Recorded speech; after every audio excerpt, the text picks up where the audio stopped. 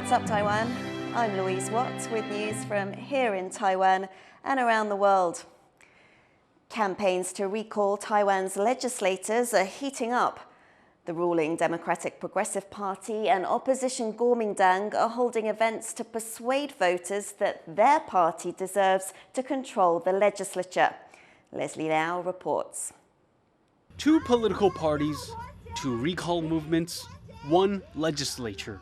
The opposition Kuomintang, in coalition with the smaller Taiwan People's Party, has a majority over the ruling Democratic Progressive Party, leading to deadlocks over everything from the judiciary to the country's budget. Disagreements have boiled over, with civic groups initiating recall movements to take down lawmakers on both sides. The KMT and DPP are now stepping in to defend their legislators.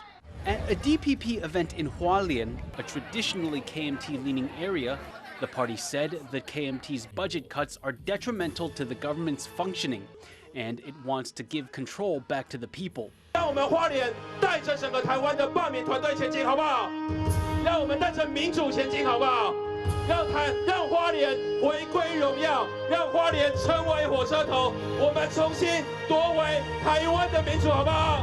Hualien 进步，花莲观光产业，花莲百工百业的阻碍，给摆脱掉，排除台湾民主的障碍，排除对国家持续发展的障碍，我们用力把它排除掉，好不好？ But for the KMT, which faces nearly 3 dozen recall motions against their legislators, they say keeping their lawmakers in office will stop the ruling party from overspending taxpayers' money.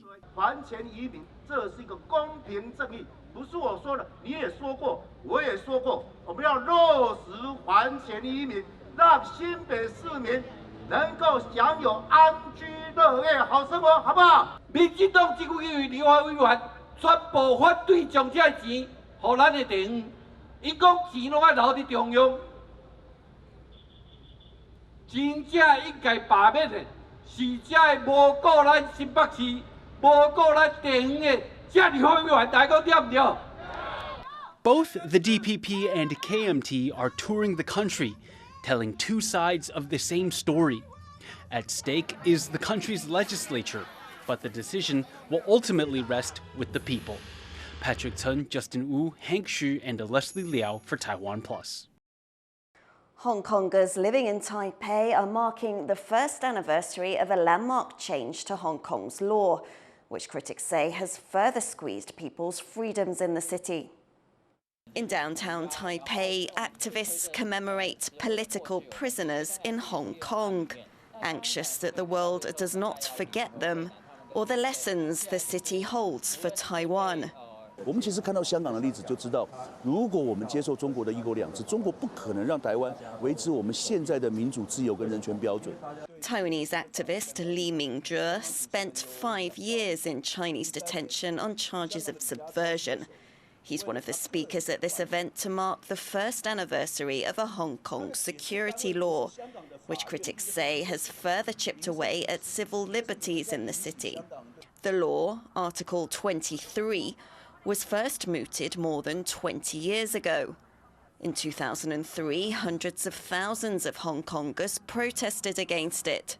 But after Beijing's grip over its territory tightened, in 2024, Hong Kong's government brought it in.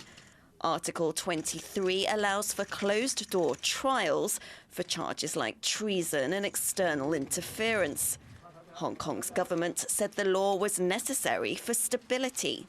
But activists see it as another blow to the territory's freedoms, with Hong Kong under increasingly restrictive Chinese rule.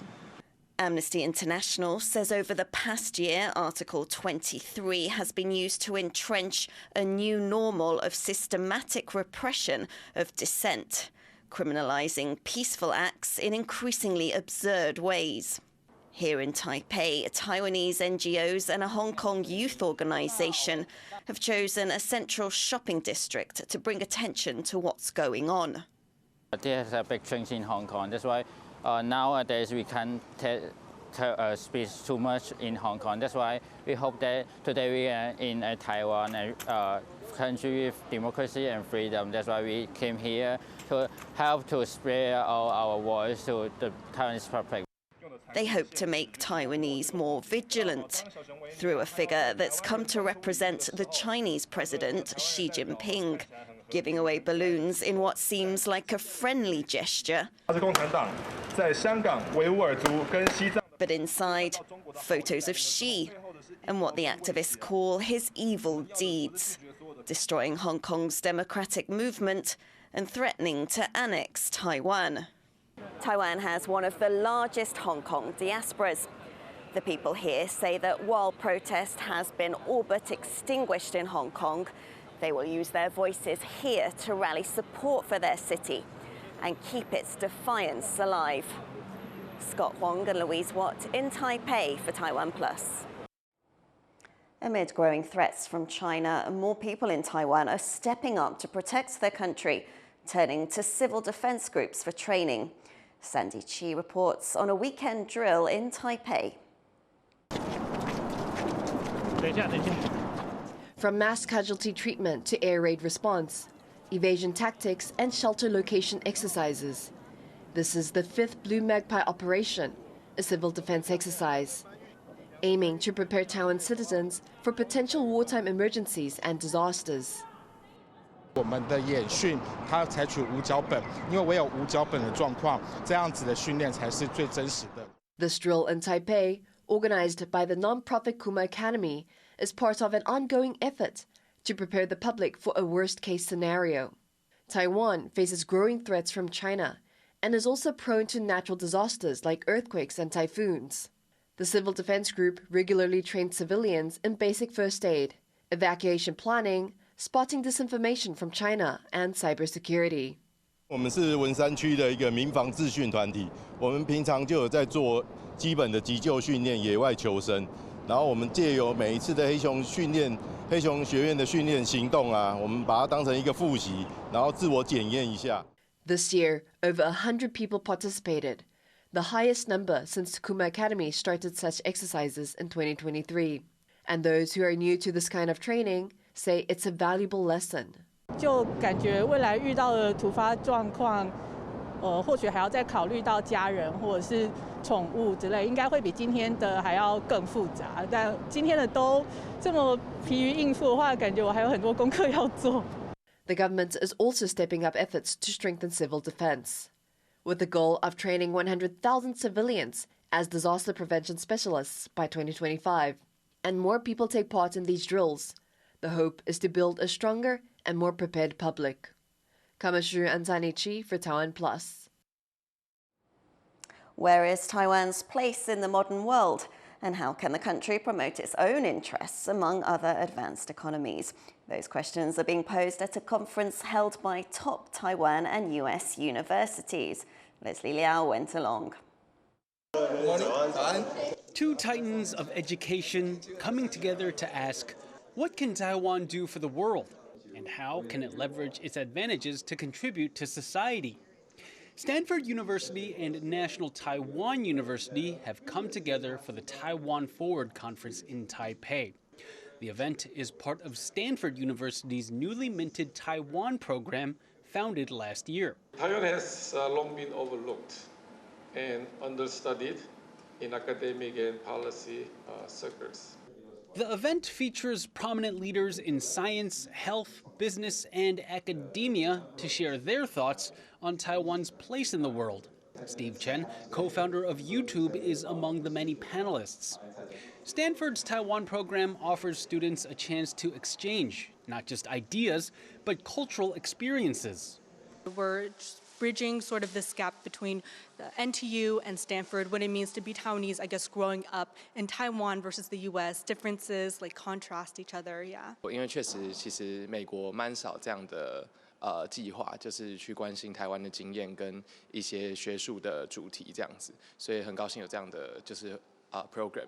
Meanwhile, these academic institutions open the door for more meaningful and deep diplomatic exchanges. The United States and Taiwan are leading partners in advanced technology development. And for the professors in the room, I think it's significant that Taiwan is now the #1 source of foreign students in the United States on a per capita basis. Together, we will continue to shape a better future, not just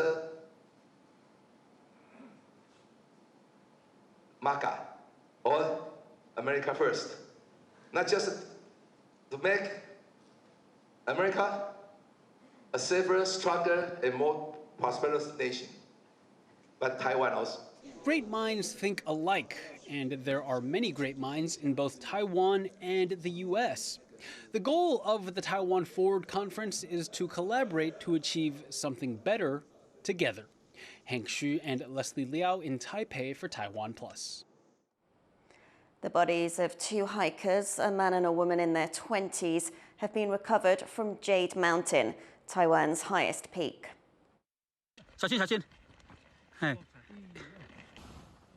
Rescuers found them 380 meters below an icy cliff, which hindered recovery efforts.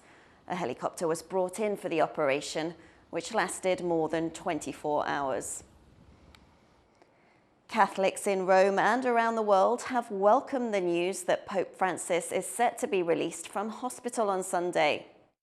Sí, estoy muy feliz porque bueno, es una buena noticia que vuelva a casa y que bueno, que me parece algo grandioso. Sì, è vero, è una grande gioia per noi tutti fedeli, per noi tutti che in ogni sera siamo venuti qua per preghiera e adesso abbiamo ricevuto una grande notizia, una grande gioia. The Vatican said the Pope would make a public appearance from his hospital room before he's discharged. It will be his first appearance since he was hospitalized with double pneumonia 5 weeks ago. The Pope's medical team says he will need at least 2 months of rest at the Vatican. A growing number of Formosan Sika deer are being spotted in southern Taiwan, causing problems for the local ecosystem. Sandy Chi explains. A sign of successful conservation. Thousands of Formosan Sika deer roaming in Kenting National Park in southern Taiwan. In only a few decades, the park's Sika deer population has grown from just 22 in 1980 to approximately 3,800 in 2024. The deer were introduced to the area from Taipei Zoo as part of a long-term rewilding program. However, the success has come at a cost, taking a significant toll on the local ecology. The Sika deer conservation area includes the Kenting Uplifted Coral Reef Nature Reserve, a unique environment established in 1995. It serves as a vital habitat for various tree species, including banyan trees with aerial roots, tropical rainforests, and monsoon forests. 那第一次调查的时候，那时候我们知道整个森林10公顷里面有42000多棵树，然后一直到2018年的时候，就剩下25000多棵。那新增样目的话，变化在这个部分我们看的是比较心惊胆跳的哈。梅花鹿主要是它主要影响，还有少量其他的事件影响的。To help the trees recover and continue with the deer conservation, fences were installed in the park. However, the area faces challenges related to funding and maintenance. To control the Sika deer population, contraceptive vaccines are another option. But this approach also comes with its own obstacles. 它的出生季过后呢，在春天，然后一直到下一个繁殖季开始，一个生殖季开始就是秋天，这短短的大概半年的时间，你要在整个族群当中70%、80% 的鹿都能够达到。 Conservation is an ongoing challenge. Even when successful, experts say it still requires more planning and collaboration to safeguard both wildlife species and ecosystems, maintaining the balance of nature. Ryan Wu and Sandy Chi for TaiwanPlus. Thank you for watching What's Up Taiwan. And before we go, take a look at this footage of professional skiers on some of Switzerland's most extreme slopes. I'm Louise Watt. Take care. We'll see you next time.